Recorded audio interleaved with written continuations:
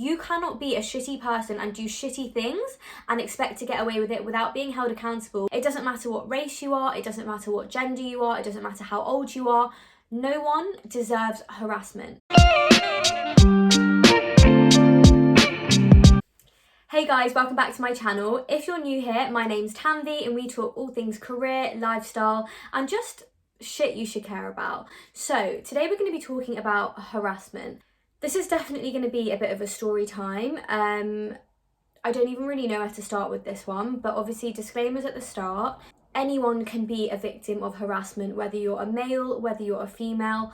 Obviously, I'm going to be telling this from my point of view, and I am a female, so I am going to be talking from a female's perspective. So I'm not saying that only men harass people, but the particular stories I'm going to be talking about are from men harassing me. I guess the purpose of this video is just to kind of tell my story, and so that anyone who's experienced it or anyone who's wondering about harassment just has more information on it, but also just know that you're not alone and there are some things that we can do if you have been subject to it. I also just wanted to make this video just to encourage anyone who has experienced harassment to speak up. One of the stories I'm about to tell you about is something that I stayed silent about for a number of years, and this is because I just didn't want to cause any confrontation or make things awkward or just the fear of not being believed. But actually we really do need to start talking about these topics, raising awareness, having these open conversations with people that might be harassing people without even realising, or might have friends that are doing it, so that we can try and put an end to it. I'm going to give the definition of harassment in the UK law just because I am from the UK and so this is what applies there. Obviously it can vary from country to country, but by the UK law, harassment is unwanted behaviour which you find offensive or embarrassing or intimidating. It can happen on its own or alongside other forms of discrimination. Examples of this unwanted behaviour can be written, it can be spoken, it can be abuse. There are many different forms of harassment and it can take place in person and online. Now, by the UK Metropolitan Police website, harassment is legally defined as 2 or more occurrences of this, and that can be on social media, online or in person. Now I kind of wanted to talk about my own experiences and my own stories. I'm not going to be talking about all of them because there are just quite a few, but one thing I did want to say is that it literally doesn't matter if you have X amount of followers. No one deserves to be harassed. And I've heard people say, you know, you are on social media, you've signed up for this, you should expect this. I'm sorry, but it doesn't matter if you have 1 follower or 1 million followers. No one signs up to be harassed. No one deserves to be treated unkindly, to be bullied, to be just sent awful things. No one deserves that. Now, I definitely think it's becoming easier to harass people and people are getting more brave as the internet is growing. And this is literally because people are just keyboard warriors. They get brave online. They say things that they would literally never say to you in person.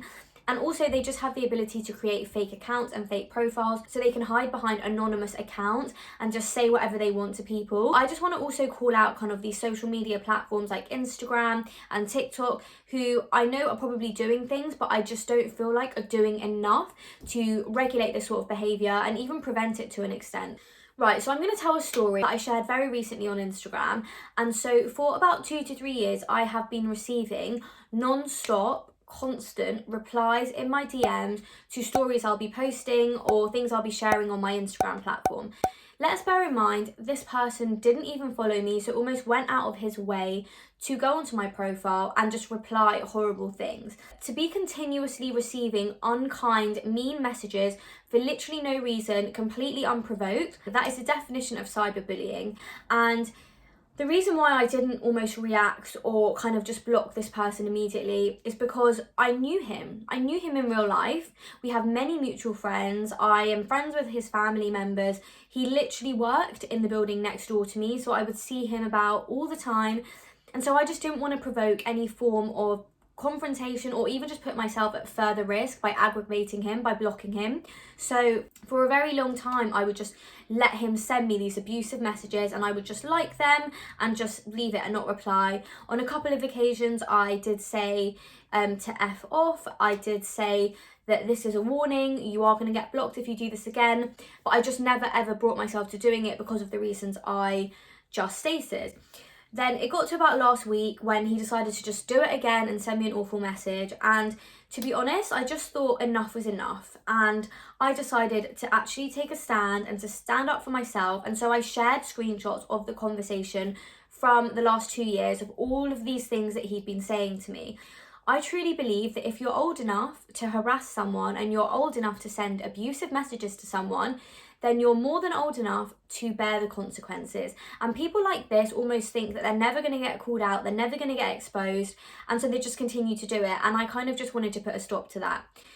Following on from me posting that onto my stories, a number of women came forward and messaged me saying, I'm so glad you've posted that because he's been doing the exact same thing to me. So my point is if we don't speak up about these things, they will just continue to get away with it and think it's okay. Now, I don't know the reasons why he was doing it, and I truly just think it was because he thought it was funny, or he gained pleasure from just tormenting me, and it gave him content to send to his lads chat. What I found truly, truly shocking was on the evening of me releasing these screenshots, one of his friends, who I think has made the whole situation even worse for him, decided to create a number of continuous Instagram stories about me, attacking me personally, making fun of me for raising awareness. Now, this is exactly the definition of gaslighting, which is essentially you making someone feel stupid for raising awareness or making them feel embarrassed for talking about something. He tried to claim that I was the bully for speaking out about being subject to bullying for a number of years. One of his other friends also tried to threaten me to take my stories down, but what I really don't appreciate is when things like this happen, people jump at the defense of the perpetrator. What about all the victims? What about all the girls that he's been doing this to for years? What about all of them and their mental health and how they feel? But that whole experience highlighted that we still have a long way to go. And there are men in the 21st century in the UK that genuinely are narcissistic, that have the point of view that if girls are speaking up about their experiences of harassment, that they might be lying, that these might be false claims, that it might even be their own fault because they didn't block and delete. Now, let me explain the issue with just saying, why didn't you just block and delete someone? If myself as an individual chose to block this person, that's great for me. He has no contact with me, he'll never reach me again. That doesn't stop him from messaging X, Y, and Z women, and if they block him, he'll just go on to the next. So people like this seriously do need to be held accountable so that they can't keep continuing to do it to other people. It's also very different when it's a stranger and a troll that you just have no idea who they are and they're just having a bad day and taking out on you and they say one mean thing one day. That's extremely different to someone that you know in real life, who knows where you work, who knows kind of where you live, you have mutual friends, and they're literally going out their way to regularly send abusive messages. That's very, very different to just blocking and deleting a stranger. The other thing I wanted to talk about is cancel culture. There is a massive difference between cancel culture and kind of publicly defaming someone and bringing them down and simply just holding someone accountable. You cannot blame someone for reaching their limit and wanting to call someone out if they've simply had enough of dealing with someone's shit. You cannot be a shitty person and do shitty things and expect to get away with it without being held accountable by then saying, this is cancel culture, why are you trying to cancel someone? Holding someone accountable for actively and intentionally making someone upset and sending them horrible messages is a very, very different thing. So yeah, I guess from this whole experience, I've just learned that people need to learn to not be blaming someone for reacting to something that they've been experiencing for a very long time. They should not be blaming the victim, and instead they should be taking that time and energy into educating the people that are actually causing the harassment. Now, if you don't want someone to expose your messages, don't send them. If you feel embarrassed about something you've sent, don't send it. Think twice about the things that we're saying to people. And I repeat, it is just so important to be kind. You have no idea what they're going through.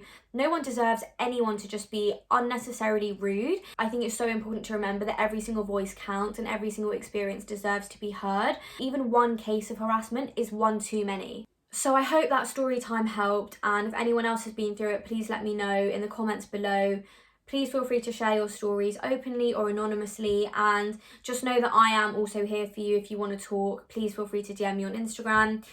Also, don't forget to like, comment and subscribe to my channel, because again, I do try and raise awareness for things that not everyone is able to talk about, and I will be doing that on my platforms. So yeah, I hope you guys enjoyed that video, and I'll catch you guys in the next one. Bye!